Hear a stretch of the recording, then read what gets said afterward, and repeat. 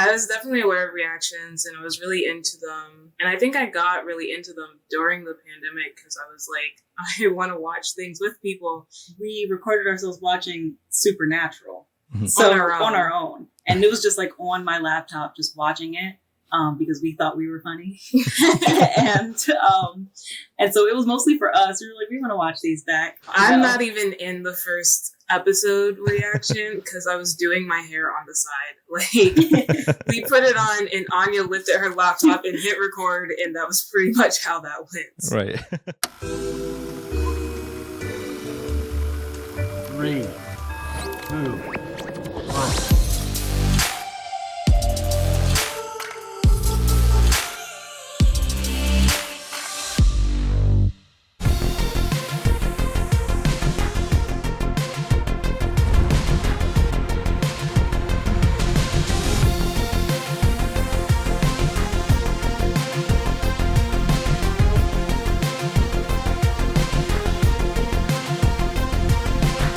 Hey everyone, welcome back to the Reactorverse Podcast, brought to you by Passion Fruit. I am joined today by a pair of relative newcomers to the space, but I've really enjoyed the videos over the last couple of years and what the impact they've made. It is Enya and Ishara. Thank you so much for being here. It's actually Anya. Anya? Okay, so sorry. Yeah, Anya okay. and Ishara. Yes. Thank you so much for being here. Forgive me for my flub there. It's all right. It's spelled Enya, so I get it all the time.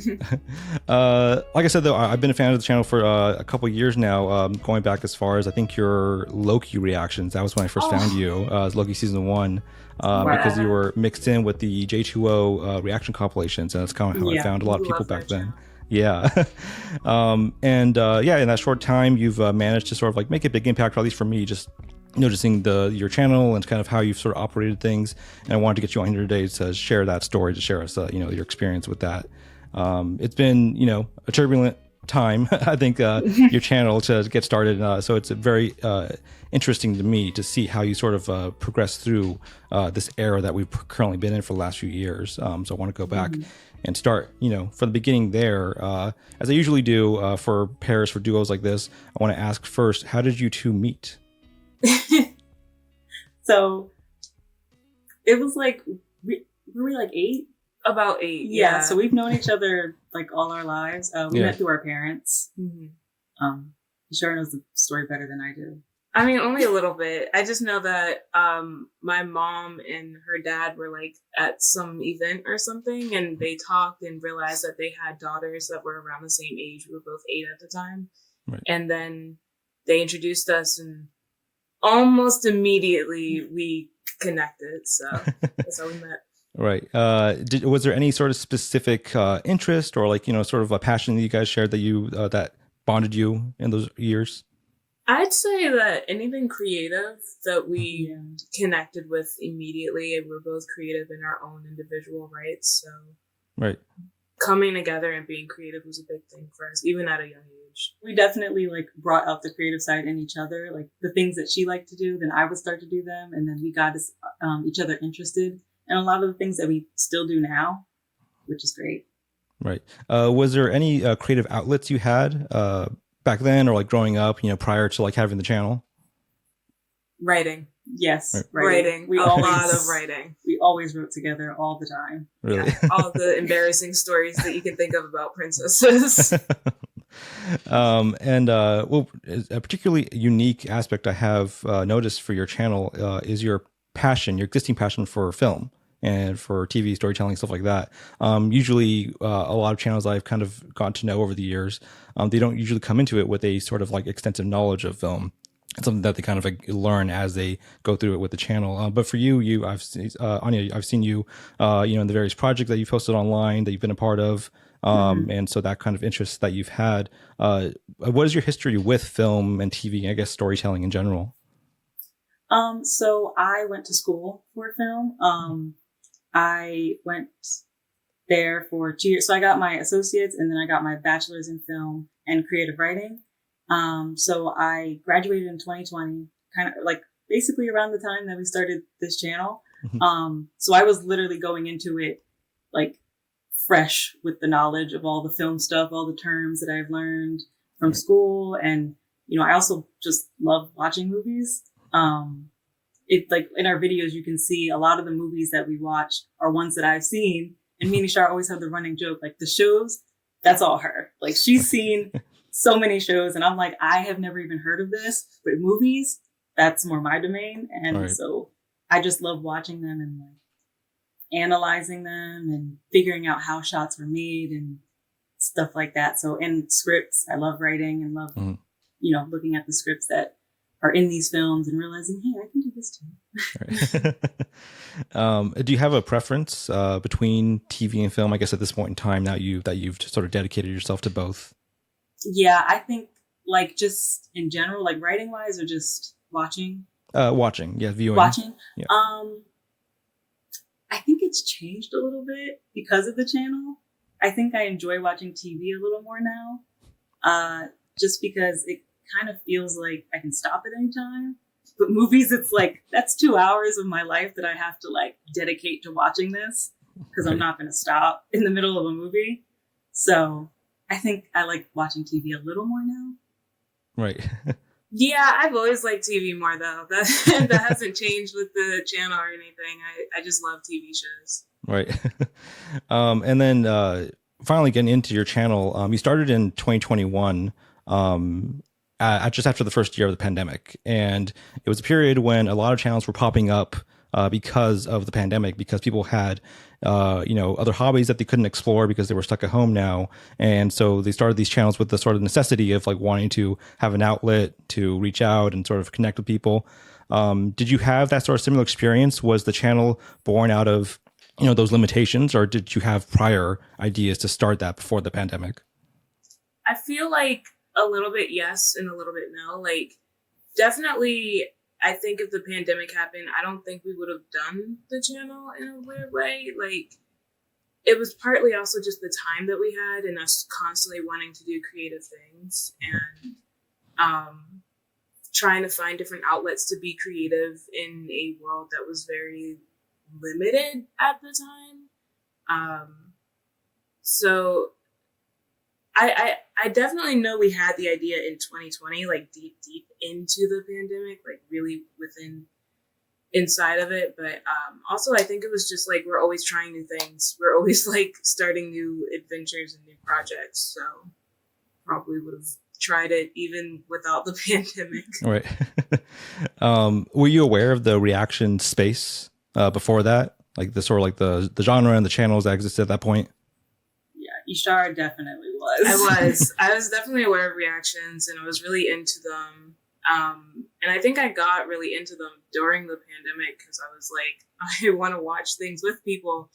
And I kind of watch them a little less now. I feel like because we do them ourselves, but right. Enya was not.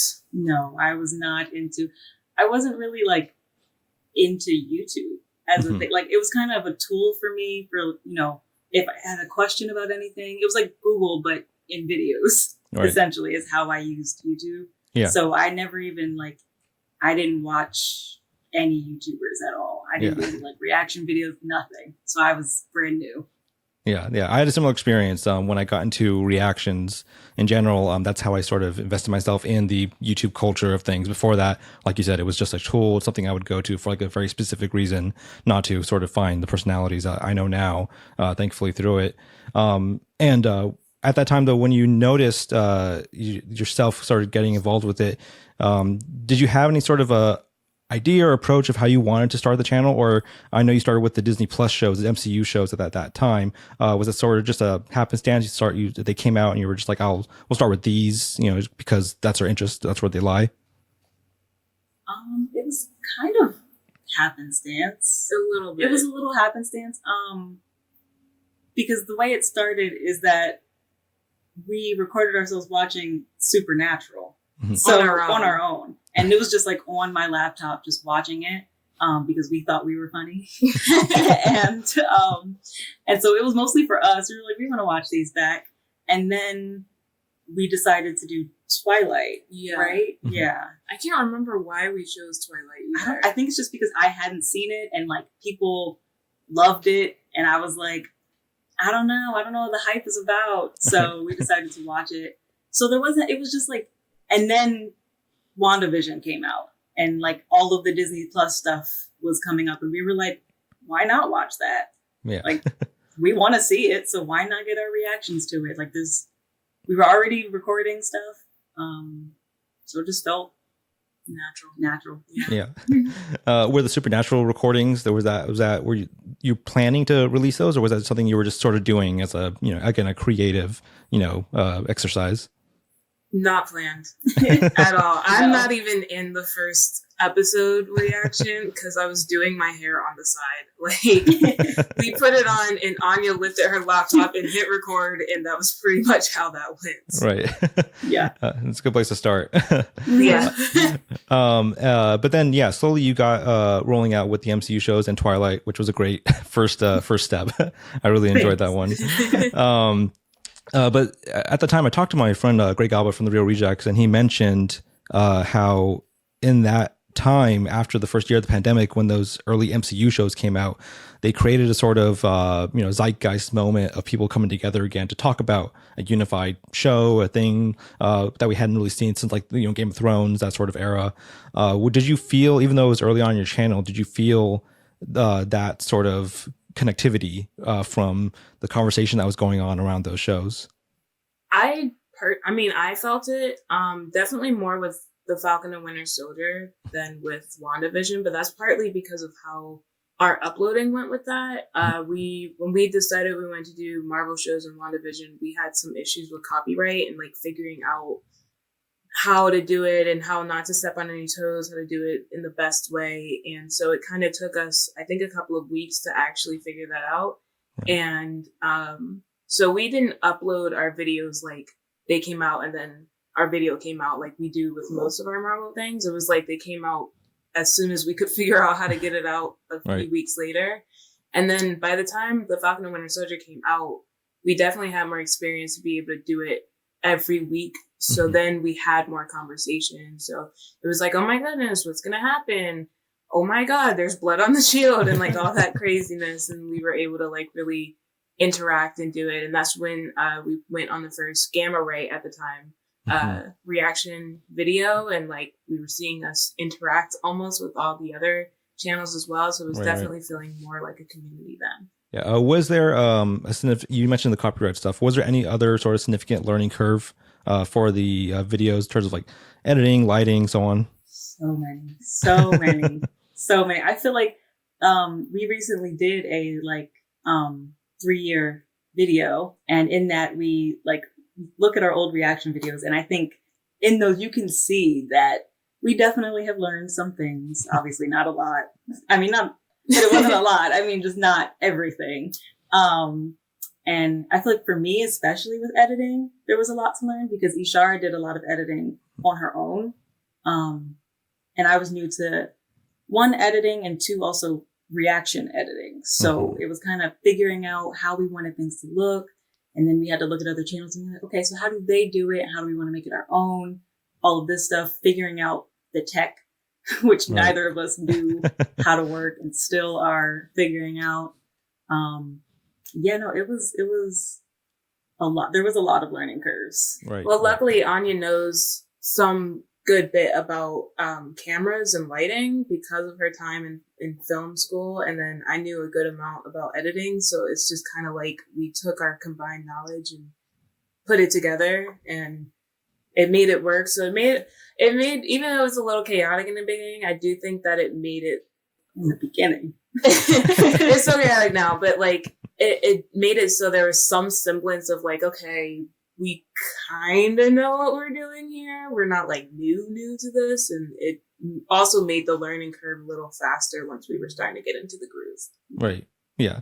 And then when you started getting into, say, the other sort of series that you would react to, which, like Squid Game, The Boys, so on, Teen Wolf, was there any sort of specific strategy of like, those shows are how the next branch of like what you're going to react to away from the MCU material? It didn't start with a strategy. No, it started with like, what did we want to watch? Yeah. And like, we kind of just went from there. That's fair. Yeah. And then after that, then people started recommending things and they were like, oh, we really want you to see this and we really want you to see that.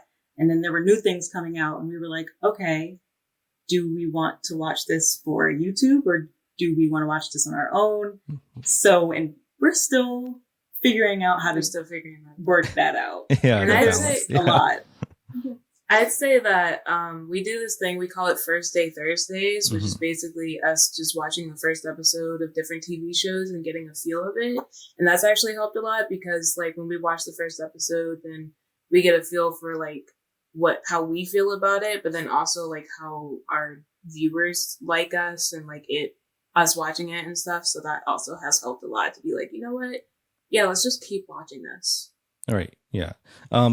Has there been, have you noticed a significant difference between, say, exploring new TV shows and like exploring, say, a new movie that's a sort of singular experience, you know, that you can watch and be done with once you're completed it? I'd say yes. Obviously TV shows are longer and like they're broken up and there's that. But also just how the audience interacts with movies, I've noticed has been very different.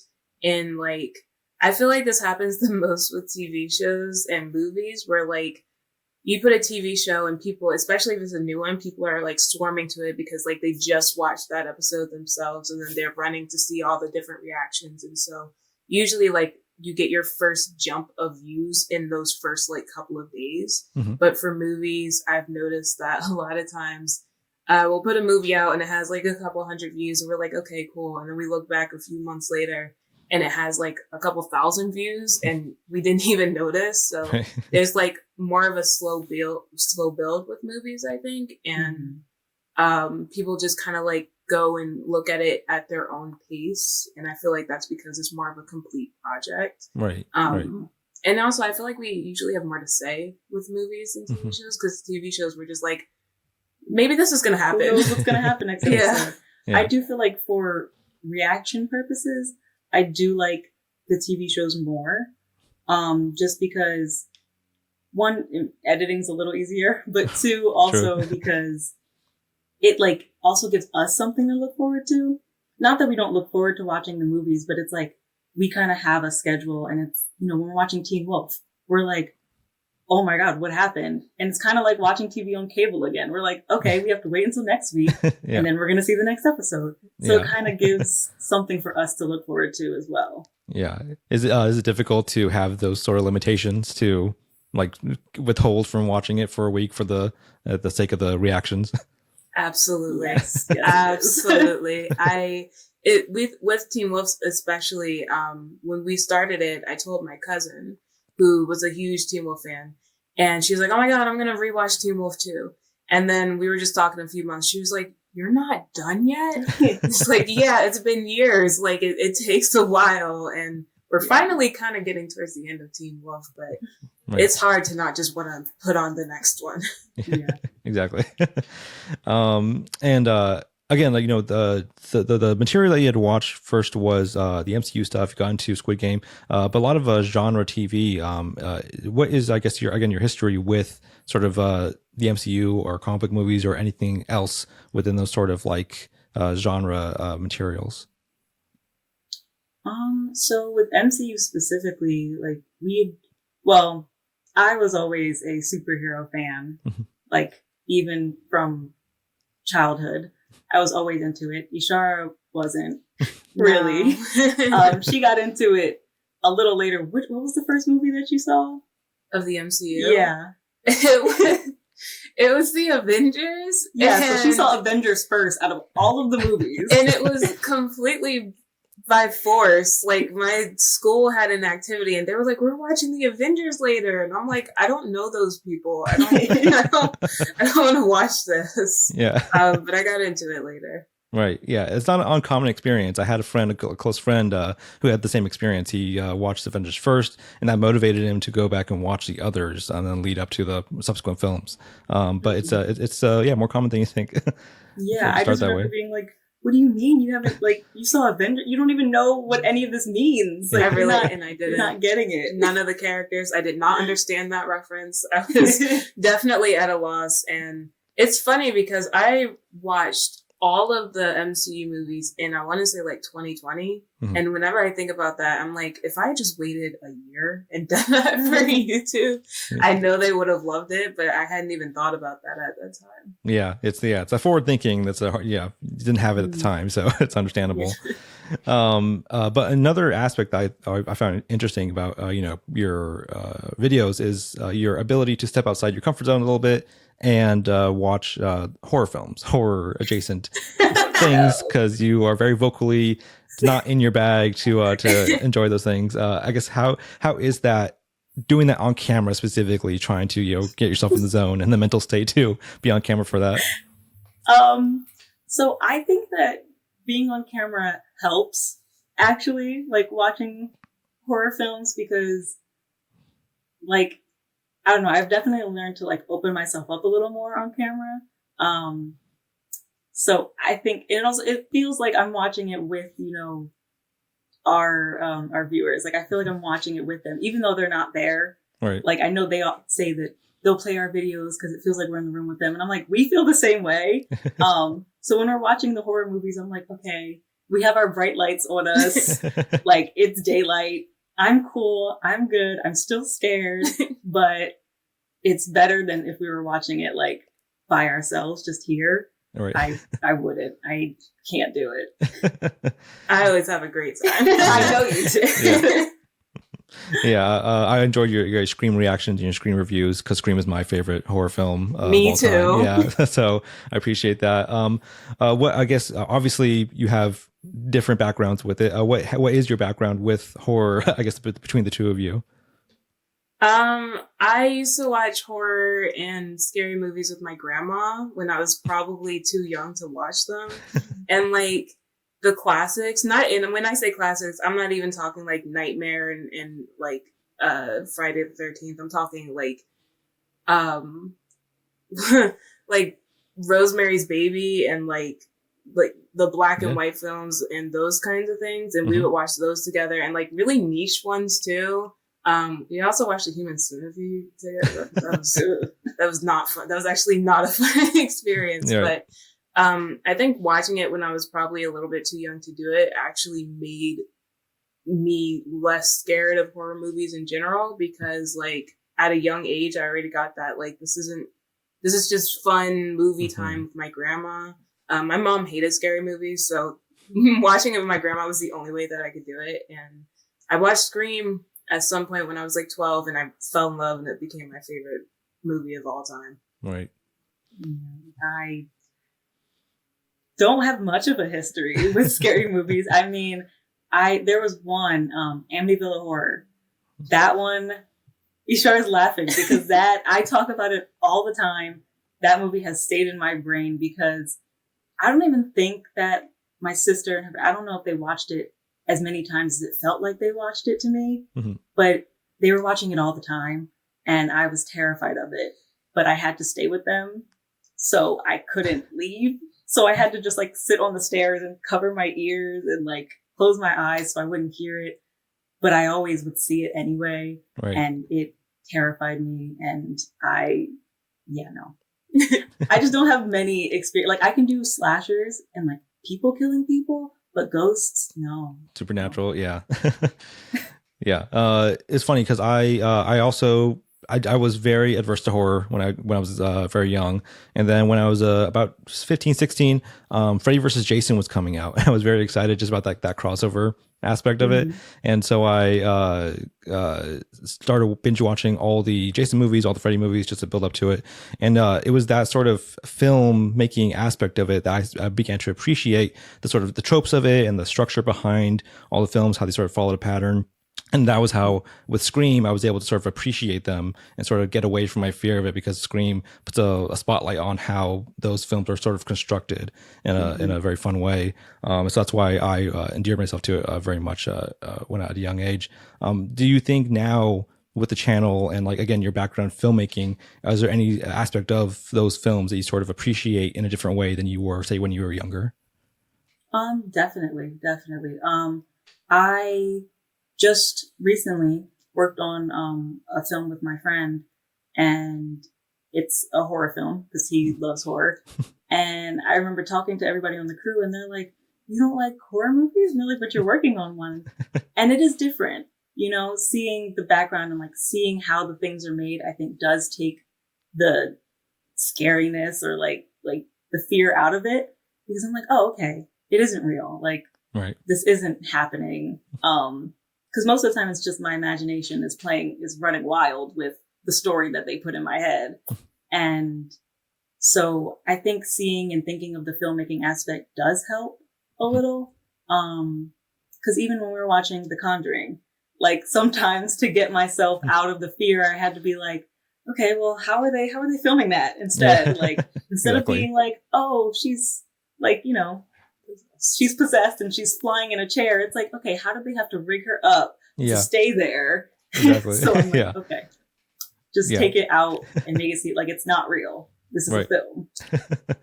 Yeah, that's exactly how I had to approach it to get over my initial fear of it when I was younger. And in that sense, though, has the reactions between the two of you sort of impacted the way you view film in that sort of symbiotic nature where like you understand the sort of behind the scenes aspect of it, but you had to have the very almost like not surface level, but like a very genuine reaction to the storytelling that's happening without diving too deep into the behind the scenes, you know, way it's made. It's funny because like Enya definitely got more critical of things after she was in school, and like doing the reactions with her has made me look at things more critical, if anything. I'm a very analytical person in general, and it's why I like reading and looking at things and looking deeper into things. So I feel like that's always something that we had together, that we would like react and look also analytically and like all of that kinds of things. But like watching with her has definitely like made me look at behind the scenes things that I wouldn't have noticed, because she'll be like, how'd they do the lighting for that? And I'll be like, how did they do the lighting for that? It's so interesting. No, I remember because in my first day of one of my film classes, my professor walked in and he was like, get ready to never look at film the same. He's like, you will never enjoy a movie ever again now. Because once you start learning about the behind the scenes and what it takes to make these things, you're like, that's all you can think about. Because then when they do something really, really good or really well, you're just like, oh, wow, how did they do that? Like that was done really well. So I do get very critical. And I think sometimes people that watch our videos don't always love it. Because, you know, when you're critical of people's favorite things, it can like hurt. Yeah. But a lot of the times we're critical, but not loving. Yeah, but loving. At least we think we are. Right. Constructive in a way. Yeah, exactly. And over the years, you know, you've taken breaks and gaps between the rollout of your material to prioritize life, you know, things which I always sort of advocate for. Like the channel is a great outlet for people, but if you have, you know, the need to, you know, step away from it, I always say step away, come back when you're ready. And I'm grateful that the two of you are still here, you know, after, you know, 3 years after I just watched your 3-year video that you did, which is a lot of fun. Yeah, how do you balance that sort of, you know, those periods when you had to step away, you know, you are putting stuff out, you'll get to it eventually. And you just know that the channel is sort of, again, an outlet for you to contribute to when you're ready.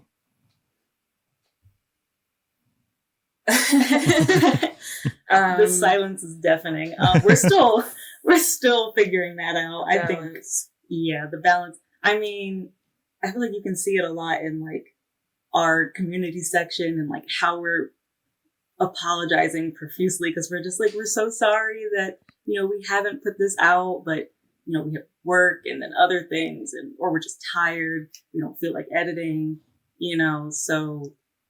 It's never, it almost always feels like the break takes us rather than we take a break. Like, we're like, we'll have plans to record throughout the entire month, and then something happens and it's like, oh, we're taking a break right now. And the last one was probably the most extreme because of my like personal, I had health issues and I had to very much prioritize getting better. And, we just try to like communicate with everybody and just be like, hey, like, of course, we'll be back when we can, but as of right now, we have to prioritize this or make sure this is good. And also just like try to get better at recognizing like, okay, we need a second. Anya's better at that than I am. I'm always like, I'm ready to go, go, go, go. And then like life is like, no, you have to stop. Or Anya's like, we have to take a break. Right. Yeah. I definitely know when I need a break. It's good to know. It's again, I've talked to so many people in this space now, and it's easy to fall into that trap of, I got to get this thing out. I got to stay on top of it. And that is how you quickly get into things like, burnout and really, really damaging yourself internally, trying to stay on that schedule. And so I'm always advocate again for people to step aside when they need to and come back to it when they're ready. And then you mentioned over the last couple of months, it's been technical difficulties, some health issues, which we don't have to dive into for specifics. I'm glad to see that, you're sort of on the mend from that now. Getting into the new year, how has that impact sort of, hit your for the trajectory of the channel going forward? Now that we're in February of the year, and what you have plans for, I guess, the next few videos coming out. I would say that when we took a break in December, and then came back, it's been a lot of playing catch up is what it feels like. And for that reason, and that can be kind of stressful sometimes, of being like, because Marvel decided to put out just about everything under the sun in December. Right. And we're like, we just can't watch this right now, and we'll get to it when we can. And so it's been a lot of us like, all right, now we'll sit down and we'll watch all the things that we didn't watch before, which is a little different than we usually do. We try to have a backlog. So like, we know that like for Marvel, that has a higher demand. So we pretty much watch that and put it out as soon as it comes. But for our other things, we're like, all right, we're going to watch a few episodes and put it out week by week so that we have a backlog to go to.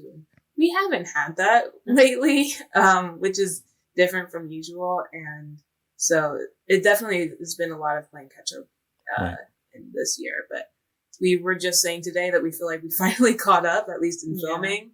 Right. So we're excited to get back to like our usual, like get back to Thursdays and some of our other shows that we put on hiatus. Right. Yeah, definitely trying to get back to our like schedule. Yeah. Of things like, yeah. And we're the ones who gave ourselves a schedule, so we try not to be too like hard on it and forcing ourselves to stick to it.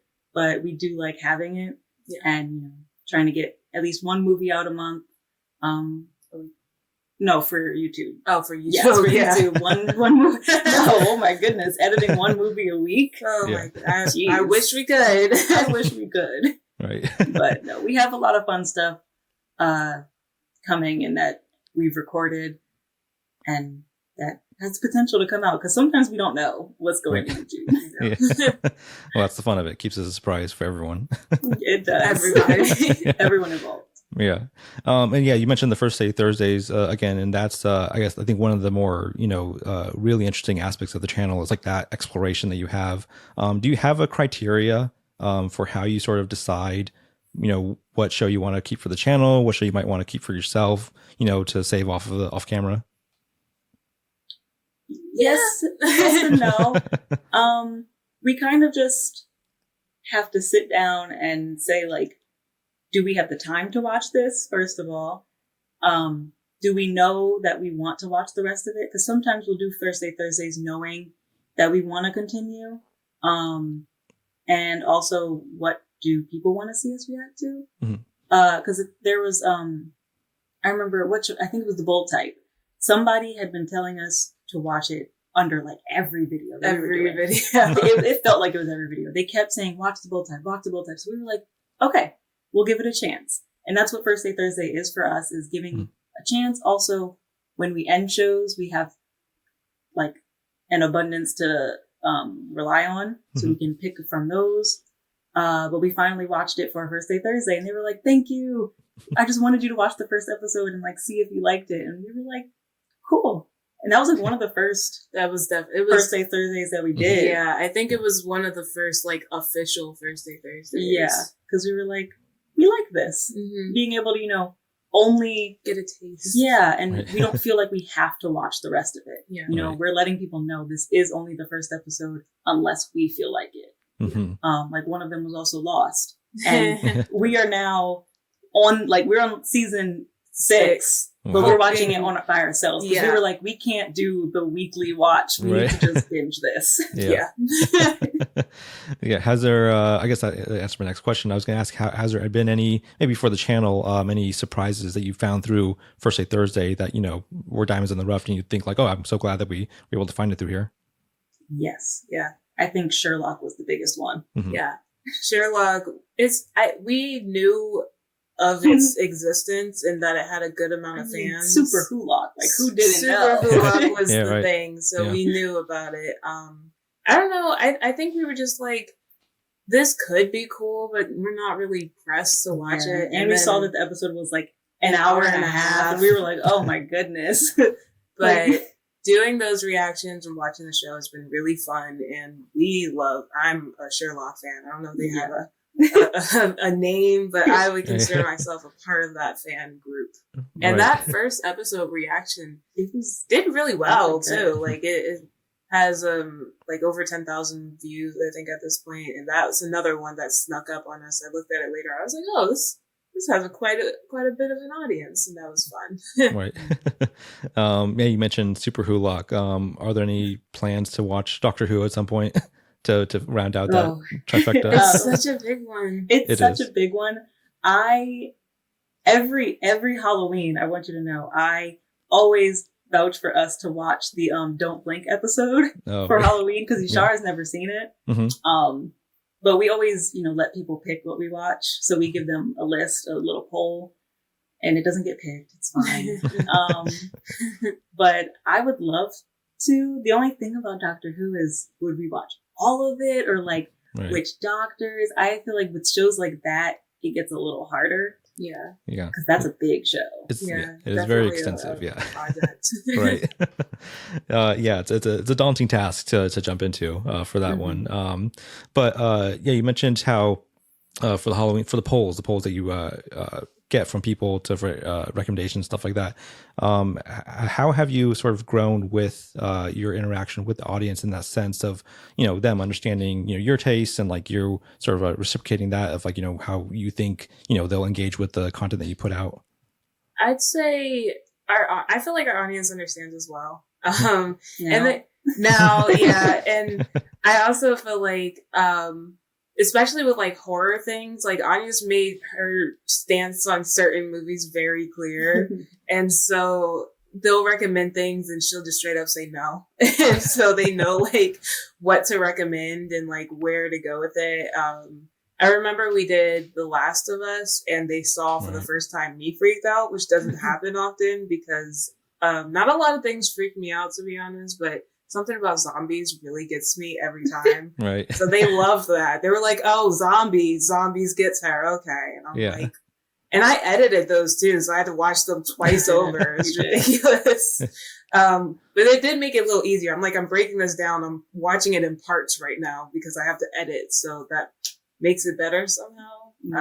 But I mean, we thrive off of like interaction with our viewers. Like definitely most, like any, content creator, I think we, need their support and we love it. We love talking to them in the comments. Like Ishara was saying, with Falcon and the Winter Soldier, just talking to people was so much fun. Like seeing them have the same reactions that we did, or even having opposing reactions. Even when they were mad at us. Even when they were mad at us. And like, we know that we've never tried to change our opinions based on what other people, say, or like, if they're like, oh, well, you don't like this character, but what about, what if they did this? And it's like, that doesn't really matter to us. We kind of have our opinion and that's just what it is.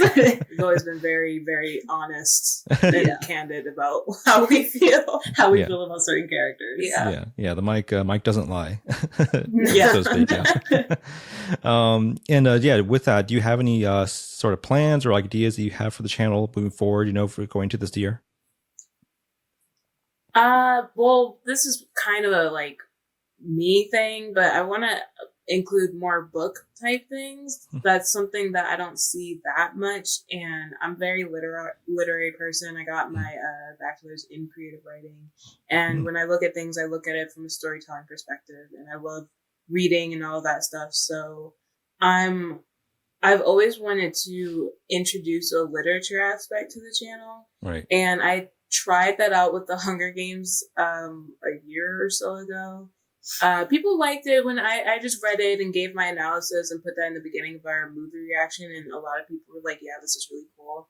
And so, you know, with Percy Jackson, a lot of people have been asking about that. I would like to do that because I've never read those books, and more Hunger Games, and just like, I just think that would be something that would be more unique to our channel. And I would like to introduce that more. Right. Yeah. I don't know if I have anything like personal that I'm trying to do for the channel. I mean, more like film stuff, like my side film projects. Any project that I work on with friends, I always welcome them to promote it on our channel. And, you know, if they want to do like interviews or something like that, like we can help them with that. Just using our fan base to help them. But, you know, so, and also because people always ask us what we do outside of reactions, and we're like, this is what we do. Like, if you guys want to see the things that we like and that we have fun with, we do more than just watch Marvel all day. Yeah. But yeah, as for like the channel, just, you know, our regular stuff. I think there's nothing super big that we're planning. A lot of the big stuff usually comes spontaneously for us. We're just like, hey, we should do this. Right. Yeah. It's a great way to approach it. Yeah. Yeah. And I guess, to sort of reflect on the channel as you did with through your video, which was very interesting to watch. It ties into like these last few questions I have, which is, what has been the most consistent obstacle you faced over the years with the channel? Ooh, consistent obstacle. Technology.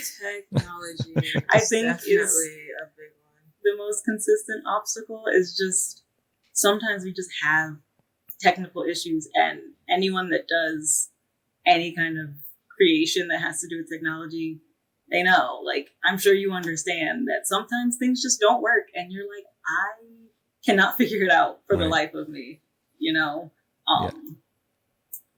I'd also say promotion. And like, but I guess that goes more so into timing, like figuring out having the time to do things in between like our regular life stuff. Because a lot of when we, like in the beginning when we were just starting out, I did a lot of TikToks to like promote the channel and sort of get our name out there and be like, hey, if you like reactions or if you like Twilight, Marvel, whatever, here's a little taste. And I've been wanting to get back to it, but it's hard to do when you don't really have the time to do it. So just like really getting our name out there and like promoting us has been hard. But also at the same time, I love the audience that we have. So I'm not like really pressed to like have a huge audience either. I love the family and like the friends that we've made. We didn't think that anyone would be watching our videos, which I know we said like a lot in the beginning, but we really didn't. We thought it was going to be us watching it and like maybe 3 of our friends if we're lucky. So we weren't expecting any of this. So the fact that we have it is wonderful, but like we're not, you know, what's the word I'm looking for? Like we're not, fishing for it, I guess. Yeah. You know, which is why a lot of people were like, you know, like and subscribe, and we're like, do what you want. If you want to like and subscribe, like we would love to hear from you, but you don't have to if you don't want to. Yeah. Right. Yeah. It's a double-edged sword to spread out, and then you get the new people in. That's a learning curve. And I guess how have you personally grown over the years with the channel?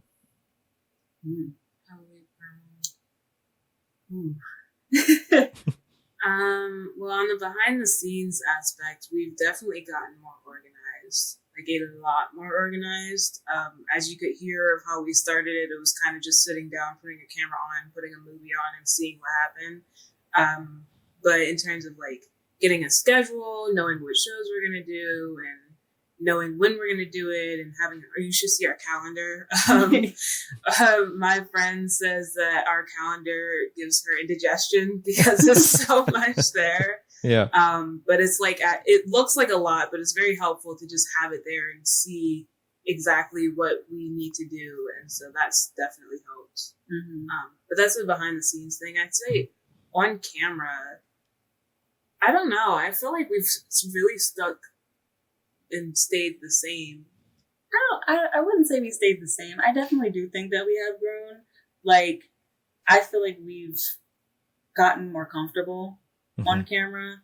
Because I know, like, before, I remember you saying that, you know, we had to always be, like, super dressed up, like, for every video. And it was like, yeah, no, because we're, like, on camera. And then it kind of just became, like, you know, people can see me, like, how I am. Yeah. Just, like, you know, normally. Like, I don't have to always be super dolled up and whatever. And I feel like that helped. Right. That's, like, grown confidence a little bit. It's like, okay. You know, and then people are still really nice. And they're not like, they're not gonna, you know, hate you and throw stones and tomatoes if you don't have like all of the makeup on. Yeah. So, yeah. That has definitely, I don't know, at least been something for me that I felt. No, that's great. I mean, that's a great achievement to have to, get to that point. And then beyond any monetary or financial value, what is the most rewarding aspect of the channel for you? I think it's the interaction that we have with our viewers, at least for me.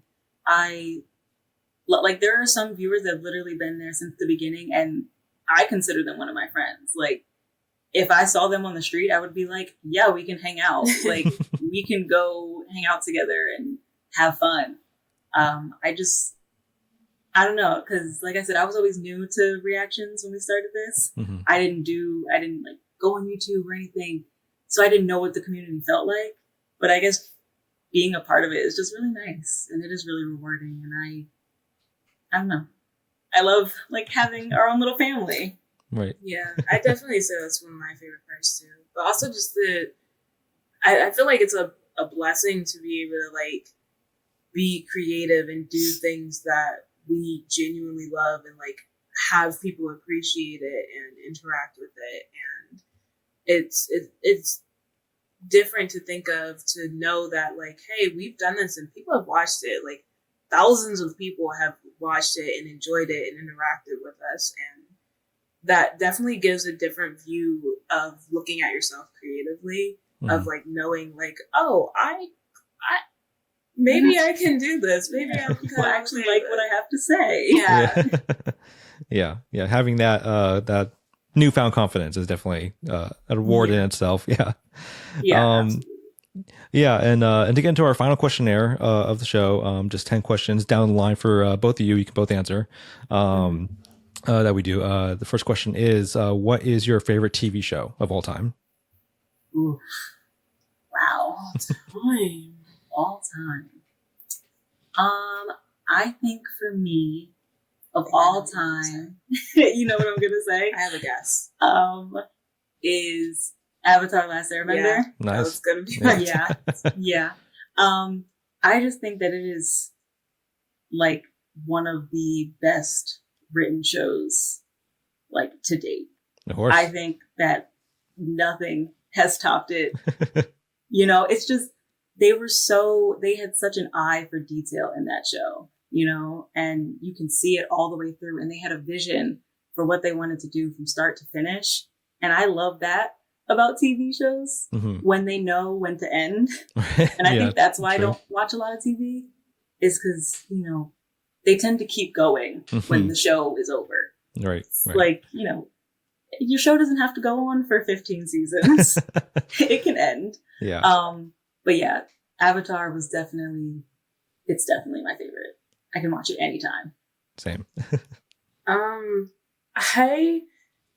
I really don't know. I watch a lot of sitcoms. That tends to be where I go for like my rewatch value. In terms of like the show that I know impressed me the most, and I have a hard time saying it's my favorite because it's kind of new in my show history, and also I never am in the mood to rewatch it is Breaking Bad. Oh, I just remember like it stressed me out so much every single episode, and I think it like raised my blood pressure. So I watched it and I was like, I don't need to watch this again anytime soon. But I always think about it when I think of like really well written shows, and like they really thought of every aspect and the slow characterization and knowing bits and pieces about who the characters would become, but like seeing it happen was always just really impressive to me. And also just like the color schemes, like the way that they looked at colors was different from almost any show that I had seen, and how it impacted every scene and every character throughout the seasons. So that's definitely one of my favorites. Yeah, two fantastic picks, honestly. Like, I think, honestly, those are two of the best shows of all time, in my opinion. We have good taste. And the next to that is, what is your favorite film of all time? I'll go first because I already said it, but I love Scream. Yeah. And I do think part of it was because I had watched horror movies when I was younger, but I also just think there were a lot of aspects of it that I thought were really unique, including the mystery of trying to figure out who the villain was, because that's not usually a thing in horror movies. Like, you know that Freddy is chasing you. Like, that's not the question, but it's like you're trying to solve this whodunit while you're watching, and they really think about it in that movie and like figuring out the best way. The slasher parts and the horror parts were unique to the film. They had such an understanding of like what makes horror films horror, and all the characters were really unique, and I love Matthew Lillard, so you can't go wrong with him. That's the most good point. reason. Yeah. For me, I say it, I don't know if it's like fully true anymore. But I think it is still one of my favorite movies is Truman Show. I think that was just like one of the first films that I saw, and I was like, wow. I remember I saw it in AP history class, or not AP history, AP English. My professor put it on, and we couldn't finish the entire movie in class because it was in high school. So we had to watch part of it and then watch the next part the next day. And I remember we stopped it and I was just like, no, I don't want to stop this movie. Like, I want to keep going. And I just remember that the message hit me so hard, and just how pretty the movie was, while the message was so disturbing, and like how we live today is basically that movie. And like, it's weird doing reaction channel. Like, we're doing reaction videos kind of, mirrors that, but I just think that it was such a well-made movie. It was so well written, and I don't know, everything about it. And I think that was the first time I'd ever seen Jim Carrey in any of his more like serious roles. Right. I'd never seen any of them before. And then I remember after that, I watched Eternal Sunshine and Spotless Mind, and I was like, wow, he's a good actor. Like, actually, he's not just funny. But yeah, no, I think that's still one of my top movies, just because of how it made me feel and how it made me look at film. And from there, now we're here. Yeah. Yeah, those are two great picks of just like storytelling, sort of explorations in general. So yeah, those go really well together. Next question is, what stresses you out?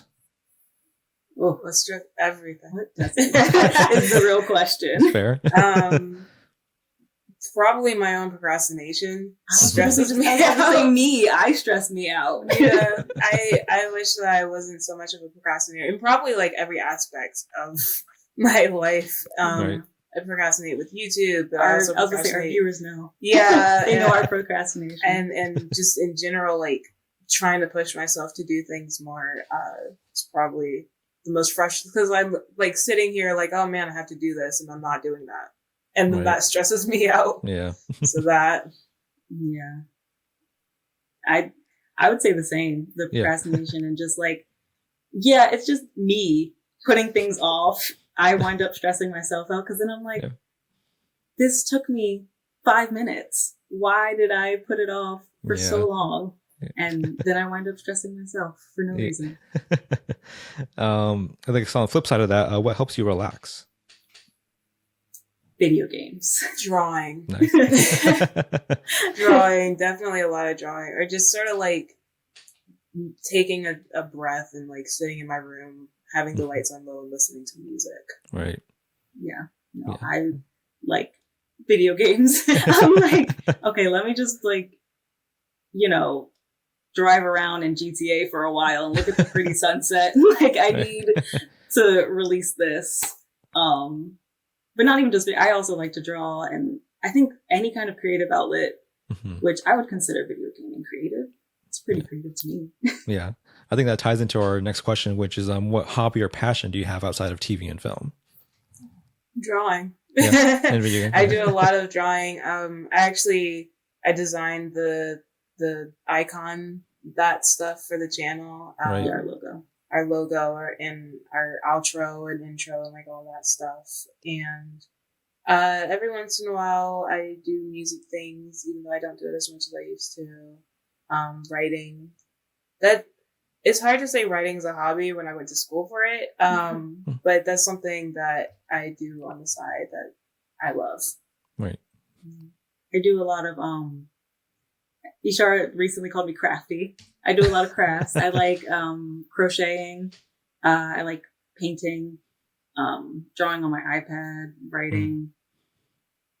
Origami. Yeah, or origami recently. Yeah. I started doing, I don't know. I just like doing something where I can use my hands and I can like see a finished product. That's great. Yeah. Yeah. I will say I really do love the logo for the channel. The evolution of it, as it goes on. That was one of the first things I noticed when I watched your Twilight reaction. I was like, oh, they have a logo already, which is kind of rare for channels to have one like right away. So I was like, it's interesting. Yeah, Ishara made that like right away. I made it well before even our first video. I was like, we should. And like we had a color already because we were like, she likes pink and I like blue. So ever since we were little, we were like, okay, purple is our color. Yeah. That makes sense. Lavender, sorry. Yeah, it's good foresight. Yeah. What fictional character do you relate to or care deeply about? I'm going to go into my Harry Potter bag and pull out Ginny Weasley. Because I read the books when I was little, like very, very young. I don't know. I was around the age of Ginny, I think. I was like 9 or 10, maybe even younger. And she was shy and she had this crush on Harry Potter. And I was small and I was shy and I had a crush on Daniel Radcliffe. So immediately I was like right there. But Ginny was like unique in this way of like, she was kind of popular and really good at sports and everybody considered her pretty. But also she was like a dynamic character and she was outspoken. And she was kind of like who I wanted to be, and she has stuck with me all these years later. So definitely her. I was like trying to think of one while you were talking. I don't know. That's a really interesting question. I don't think I've ever like, not that I never compared myself to like a fictional character, but also one that I care deeply about. Of course, it's like every show that I've ever watched just like is out of my head immediately. Okay, I'll just stick on the Harry Potter train since that's all I can think about right now. Ron, for me, was always, and he is someone that I care deeply about, mostly because he's so wronged in the movie and in the fandom. And I won't get deeper into it because that would just start a whole other conversation. Okay. They both come from big families. Yes, we do both come from big families. Yeah, we'll save that for the next time.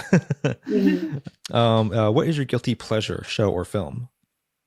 House of Anubis. Definitely. That is like absolutely. That's our show. Oh my goodness, we can watch it at any time. Yeah, even after we've just finished it. And it's this like little teen show from like a decade ago of like a soap opera mystery that's kind of cheesy, but is also like the best show of all time to us.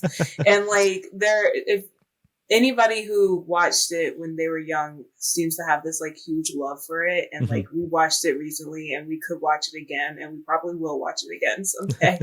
Yeah. We use it as like our buffer show. If the show we're watching gets too like it's too much, too heavy. We just put on too House Breaking of Bad, Yeah. if you will. It's like a palate cleanser. Yeah. Yeah, exactly. Mhm. So it was House of Anubis, you said? House Yes, of House of Anubis. Anubis. Yes, Okay. you let us know if you end up checking that I'll check it out. Yeah, I'll check it out. And what show or film gave you your favorite reaction experience with the channel?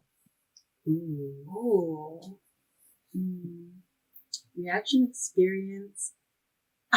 I would say, and this may seem like, I don't know, but I definitely enjoyed watching Loki. Now we did wind up getting into a lot of like arguments with people because we didn't enjoy Sylvie and Loki together. Like that weirded us out. We were among those people. Right. But it was, even though it was a lot of arguments, the interactions were still so fun. Yeah. And like the reaction experience was just, it was great. Like just knowing like what was going to happen and what was, I don't know. It was just really fun. It was a fun environment. Yeah. I feel like I was thinking the same, partly just because of like what was going on, I think, because when we did WandaVision, like I said, we uploaded those like very quickly and didn't really interact much with the show as it was happening. Mm-hmm. And then the Falcon Winter Soldier was very fun because that was the first one that we did like upload weekly with each episode. And so that was a lot of fun. But also I was like literally graduating school as it was happening. So I was like very like double focused on that. And I feel like Enya was more in tune with what was going on. But Loki was during the summer. I had just graduated and I was like fully invested in the show. And it had every type of interaction that you could, like even the bad, the good, everything. Yeah. We were debating, we were laughing, like falling in love with the characters. Everybody was talking about Loki on social media. It was on Twitter and TikTok and Instagram. And it was a lot of comments. And so that was definitely one of the most fun. And I look back at that with a lot of fondness. Yeah, it's a good crash course for the reaction experience for all that. Definitely. Yeah, I feel like you were vindicated a little bit with Loki season 2 about Sylvie. I feel like the fandom sort of flipped over with you.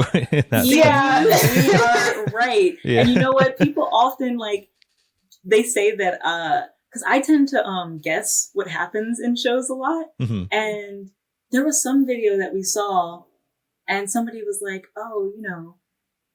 Reactors like watch the video. They watch it before. It was on J2's channel. Yeah, they were like, they watch it before and then they go back and react to it. And I was like, no, I'm just a really good guesser. Yeah. And we knew that Sylvie was bad vibes.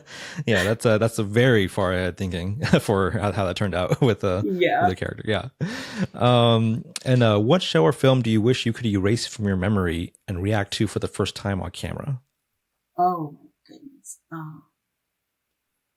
There's so many. Probably Marvel, like the original Marvel movies. Oh yeah, because I know how much. I think also because again I was so close to like having watched that for the first time on camera, because it was literally like I watched most of them for the first time a year ago. That I was like, and I don't know how big the fandom is, that I was like, oh, I wish that I could like have that on camera, because I was having a great time experiencing all of that for the first time. Other than that, we're about to embark on the Vampire Diaries. I've seen it before. Right. I wish I hadn't, because I think that'll be very chaotic. Yeah, I haven't seen it, so I'm excited. But in the same vein as that, I wish that I hadn't seen Game of Thrones, because you know, Game of Thrones kind of like not started the reaction like YouTube, but it, you know, really brought it out. And I remember like I wasn't even watching YouTube videos, and I remember that people were watching people watch Game of Thrones, and I was like, oh, okay, this is like a big thing. And so we're reacting to it, but I already know, you know, everything that's going on. I don't know anything. So I'm like watching it like, okay, like when are we getting to this part and this part? But one that like we both hadn't seen and went into, maybe like Gossip Girl. Because we recently watched Gossip Girl and have come to the decision that it's one of the best shows to ever exist. Yeah. Right. Like in terms of Unironically, teen too, shows, it's weird. it's like really high up there. Yeah. Like, I wish we would have watched it for YouTube because I feel like it'd have been a great reaction. Yeah. Yeah. We got the reactions to you with Pen Badgley, so it's somewhat. There you go, touches. yeah. Yes, definitely. Yeah. Yeah. Can't wait for that last season. Oh, Yeah. definitely. And our final question here: what advice would you give to your past self if you can go back in time when you first started the channel? For me, the advice that I'm specifically giving to myself is to relax. And Enya always had it. But between like feeling like I had to look the absolute best, say the best things. And it's not that I was like manufacturing my words, but it's like I had some bit of anxiety over like, okay, I'm going to be on camera. Mm-hmm. I hope I'm funny, and like making sure that the video was the best that it could be. And the icon or the thumbnail was the best that it could be. Our channel was the best that it could be. And that everything was the best that it could be. Like the perfectionist in me would not give anything a rest. And I'm sure I annoyed her about it as well. And I've definitely calmed down since then. It's like, hey, it's all right. Like, take a breath, relax. Don't stress yourself out over this. Cause I can tell you tears were shed when things were not perfect. Right. And I've calmed down from then. Yeah. I think for me, it would kind of be the opposite, like a little bit of the opposite. Like, hey, Enya, maybe like don't be so relaxed. Like, straighten up a little bit. Especially I think on the editing front, I feel like if I had laid down more groundwork of like a actual schedule for myself, I wouldn't be in as much of a mess as I am now with editing things. I feel like that was really what I would tell me, and just be here, just have fun. It's okay. I was gonna say, like, if I had advice for both of us, like both of our past selves, it's like, don't forget that this is fun. Don't forget that this is fun. Right. The fact that there has been some financial gain and like that it's turned a bit into a job sometimes makes us think of it as a job, but at the end of the day, we did this because it was fun, and we did it because we enjoyed that aspect of watching and reacting ourselves. So having fun is important. And that's why people liked us and joined us, is that they felt like we were a very relaxed and inviting environment. And so we don't want to lose that. Absolutely. Yeah. And I know that like, it just, I don't know. Sorry, the thought just went out of my brain. It just left. I had one and then it was gone. I promise I started that knowing what I was going to say. I believe you. But yes, that's a great sentiments all around to take away from, especially just have fun. It's a very good thing to remember. Enya Ishara, thank you so much for joining us today. It was fantastic to just hear again everything, talk about top to bottom the horror movies, the Gossip Girl, everything. I appreciate it. Thank you so much. This was a lot of fun. Yeah. Where can we find you online? Anywhere? Any of your outlets or personal things you want to promote? Yeah, if you want to look for our personal things, obviously most of our stuff are Enya and Ishara, so that's easy to find. But if you want to look for us individually, me, I'm on Instagram, I think ISYS37s, and on TikTok, Ishara, ISHARA77. And those are the main things I'm on. You can find me on Twitter too, but I don't really do much on there. That's just ISYS619. And just in case you were confused, those are my initials. That's where that came from.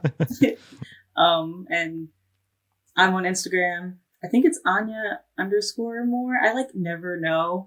I'm never fully sure. And then I also have a photography Instagram, which is Photos by Anya. And that's where I post all of my photography. Oh, that's another hobby that I forgot to mention. Yeah, I do photography. I take pictures sometimes. Very great. So I'm going there. We take pictures together too. So it's kind of an Enya Ishara thing. Great. But, all right, thank you so much for joining me today. Thank you for joining us on this next episode of Reactorverse. If you're watching this on YouTube, please like and subscribe, all that stuff. If you find this on the newsletter, please share that as well. We appreciate any numbers on that. And we'll catch you on the next episode. Yay! Bye. Like and Thank you. subscribe, guys.